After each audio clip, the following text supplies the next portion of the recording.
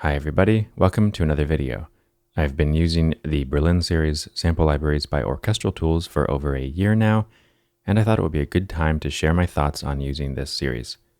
So today I'll talk about 10 things that I really like and 10 things that I don't like about using these sample libraries. I've used plenty of other developers' orchestral libraries, so I have a sense of how these compares to what else is out there. Since this video is coming out in January of 2022, it's been a couple of months now since the Berlin main libraries were released on their Sign player, and there are some positive and negative things that have accompanied that transition from Contact. So I'll start with the positives. Here's number one. This is what led me to the Berlin series in the first place. The individual woodwind and brass players have been sampled within the orchestra. That means that there are 3 individual solo flutes, 2 individual oboes, 2 clarinets, 2 bassoons, all with a full set of articulations, and with the brass you have 4 individual horns, 3 trumpets and 2 trombones, plus piccolo, of course, English horn, alto flute, bass trombone, tuba. That's basically the full brass and wind section of a typical orchestra. Just like in real life, where each individual flute player or oboe player or horn player would have a slightly different sound, that's what you get with the Berlin brass and wind libraries. Most libraries, at least to my knowledge, have a 2D patch, which is maybe 2 or 3 players recorded together, and then a solo patch. Some people definitely prefer that, and in many ways it simplifies things, but to me, having the individual wind and brass makes things more realistic. And just to give you a sense of the differences in tone, here are all 4 horns with just a bit of EQ and added reverb, using just the tree mics.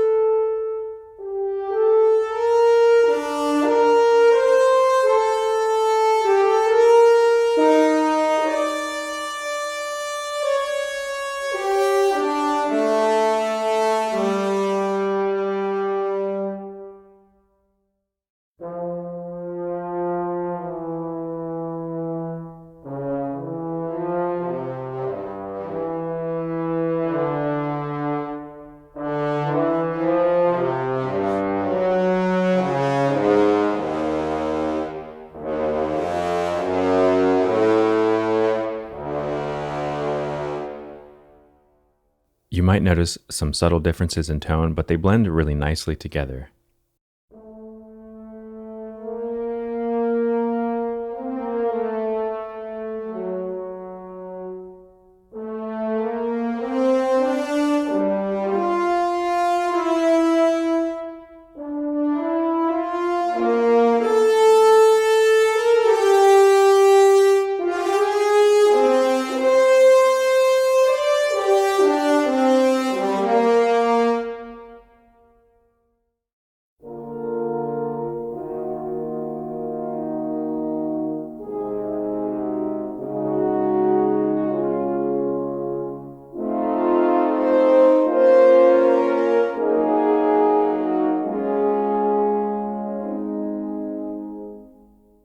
Okay, on to number 2, the Teldex sound. All of the Berlin libraries were recorded at Teldex, which in my opinion is a fantastic space.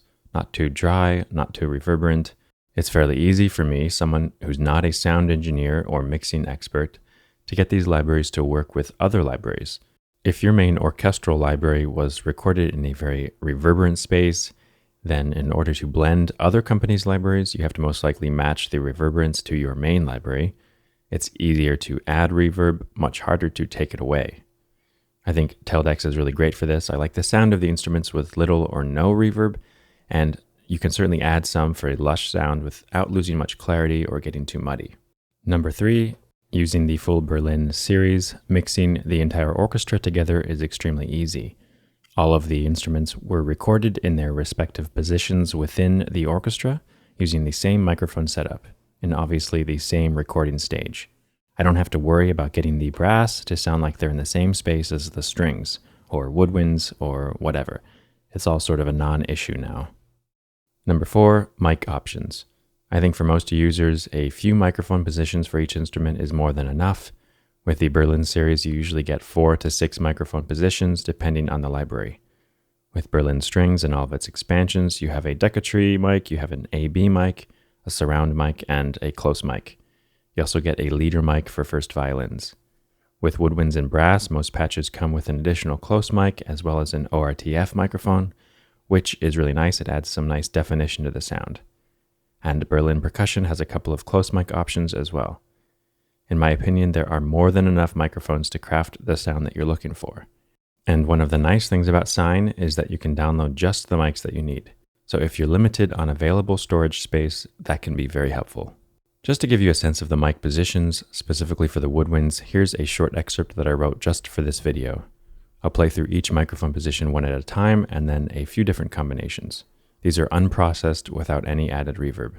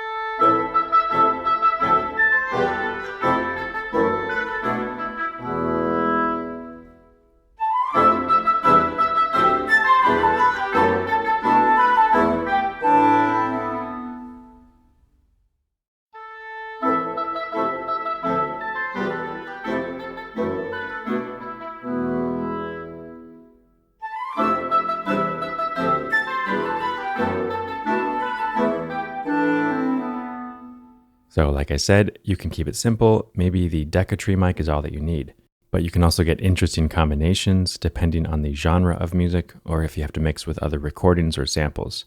I think the flexibility in the mics is a real positive with Orchestral Tools. Number 5, I'm a fan of the overall sound of the Berlin series. It's very classical sounding. I don't mean classical era versus romantic era or something. I just mean that it has a very clean classical sound, as opposed to, for instance, an epic sample library or a studio sound. As a concert composer myself, the Berlin sound is pretty much what I'm looking for. If you primarily write trailer music or hybrid music or something else, maybe this isn't the right sound for you, but if you're writing music that could be performed by a symphony orchestra, this will get as close to that sound as any other sample library on the market. Number 6, the nice variety of articulations throughout the orchestra. For woodwinds, you get a variety of short and long articulations, trills and legatos. With brass, you also get crescendos and swells, and the strings have all of the standard string techniques plus scales. If you also get the special bows libraries and the special effects library, you get things like harmonics, sol tasto, sol ponticello, Colenso, Bartok pits, and measured trills. I would say about 95% of the time, there's usually an articulation that works for whatever I'm trying to write or orchestrate. Now, would it be great if there were more? Absolutely. But in comparison to other orchestral sample libraries, the Berlin libraries have more articulations than most. Number 7, I really like the new dynamic layer that Orchestral Tools added to the brass in sine. Now you can get such a large range in dynamics even using the legato patches, but especially when you start using the bold sustain patches.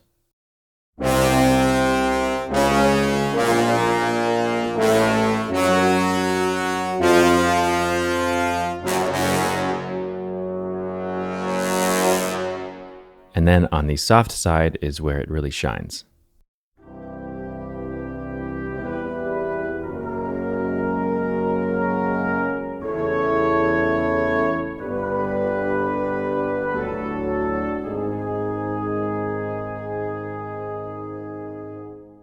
Number 8, the smaller section sizes for Berlin strings is really useful in a lot of ways. Typically, most professional symphony orchestras have about 14 to 16 first violins, and progressively fewer seconds, then violas, then celli, and finally basses. Orchestral Tools recorded only 8 first violins, 6 seconds, 5 violas, 5 celli, and 4 basses. They wanted the clarity of smaller section sizes, and one of the advantages of this is that playing Divisi chords within a section sounds a lot better, at least to my ears. First, I'll play a bit of the legato patch in first violins, then I'll switch to playing chords with a soft sustain patch using just first violins.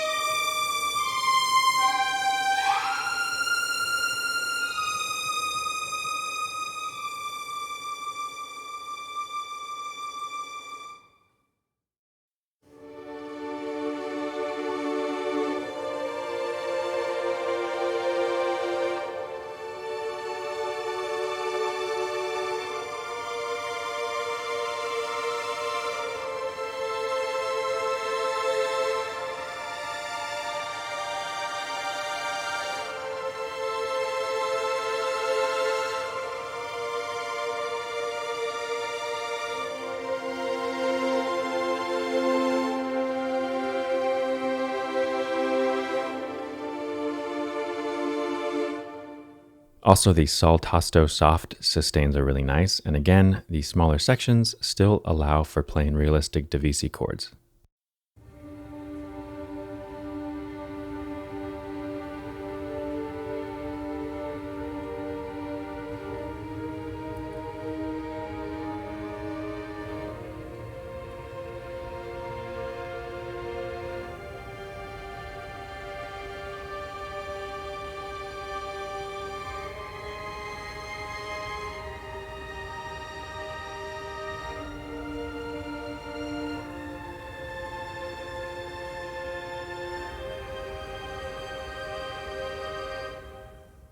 And if you do need that larger string section sound, the Berlin Symphonic Strings library does in fact have a significantly larger section.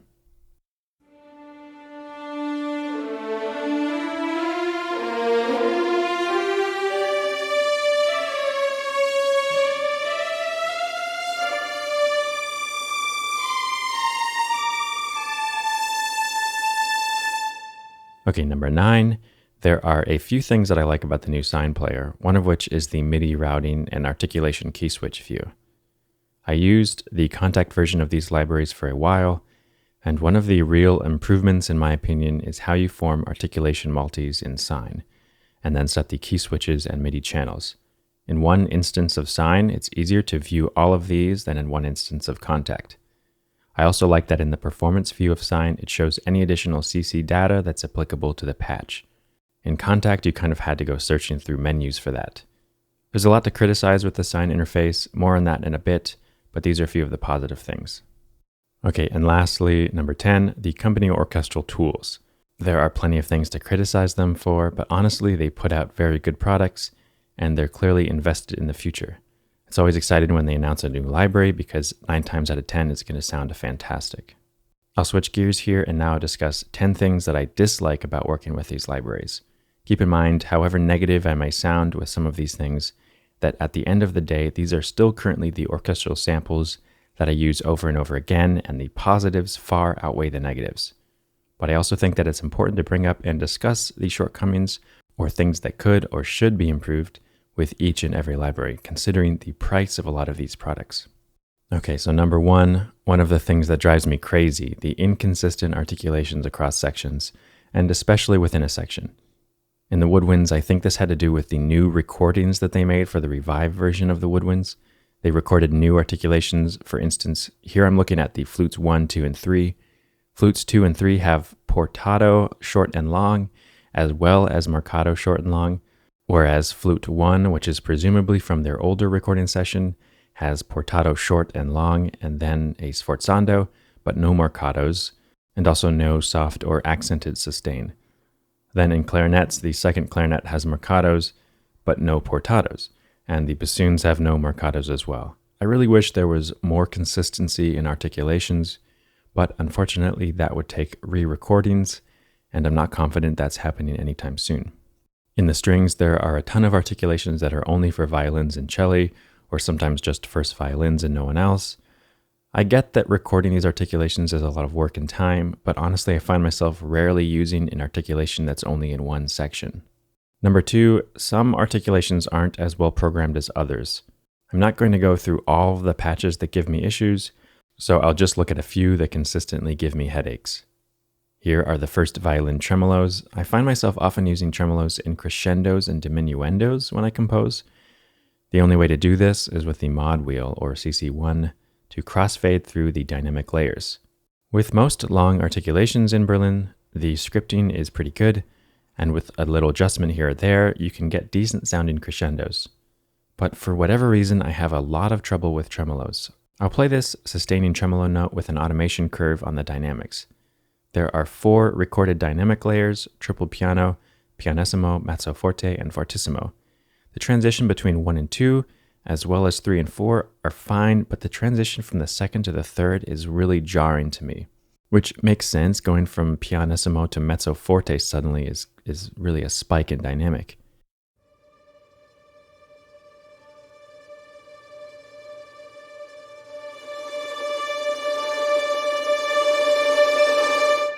This is just one of those things that comes up time after time when I'm working with this library. Another one is the spiccatos. I'm really not a fan of the string spiccato sound. The staccato sound is really nice, but the spiccato sound is clipped in a way that makes it hard to use, especially at higher dynamic layers. And I'm not totally sure how I'm supposed to use the spiccato serial versus the regular spiccato. Also, the spiccato short is only in the first violins, so I end up hardly ever using it.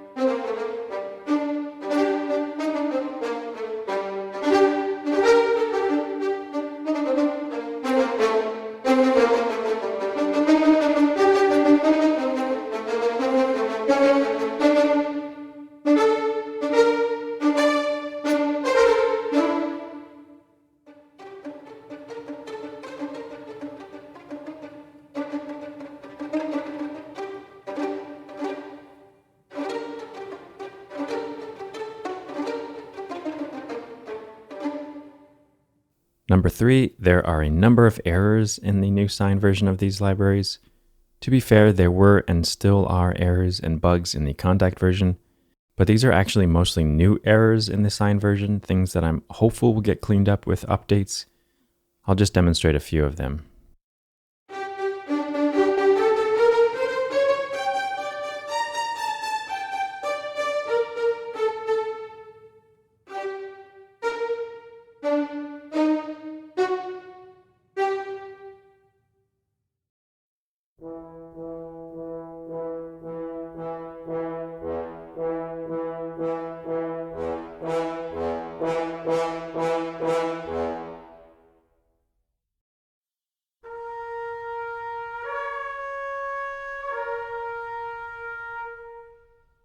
But like I said, the Contact version had errors too, like these harp glissando patches. Here's what a G major scale should sound like. And here's what the G major glissando patch sounds like. So hopefully a lot of these issues get taken care of in the near future. Number 4, the Sine interface is really not my favorite. I mentioned a few positive things about it, but overall I think it needs some work. First of all, in the library window, I'm not sure why each library has to occupy so much space.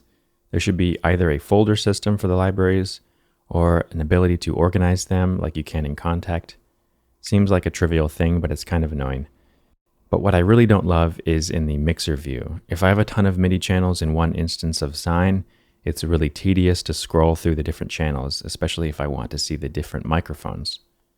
Also, I don't know what it is about the position of the solo and mute buttons, but it's never obvious to me right away which mic I'm adjusting or muting. There needs to be more clearly defined borders between mic positions. Maybe also the ability to rename any of these MIDI channels or change the colors of the channels. Number 5, as a woodwind player myself, I know just how loud they can get. Not as loud as brass, of course, but trust me, they can play pretty loud. And I really think the Berlin woodwinds needs an extra dynamic layer, especially on their legato patch. I shouldn't have to worry about not hearing the piccolo in its higher register, but sometimes that's the case with these samples. All woodwinds are capable of playing much louder than this library has to offer. Number 6, the whole expansion library system. In most orchestral libraries, you don't have to purchase an additional expansion library to get bass clarinet and contrabassoon. Same with some of the string articulations like harmonics or Bartok pits or measured trills. Also, the expansion woodwinds as of today haven't been updated, so you only get access to a room mic, a close mic, and a mix. It makes it a bit harder to blend with the other winds. I own quite a few of these expansion libraries, including the woodwind special effects and the string special effects, and to be honest, they're not as useful as I would like. Also, the quality of scripting is not quite to the same level as the main libraries. Again, I'm hopeful that when they get updated to Sine, we'll see some improvements. Number 7, this one probably doesn't bother most people, but I've always found it confusing that often with percussion patches, like for instance, this anvils and break drums patch,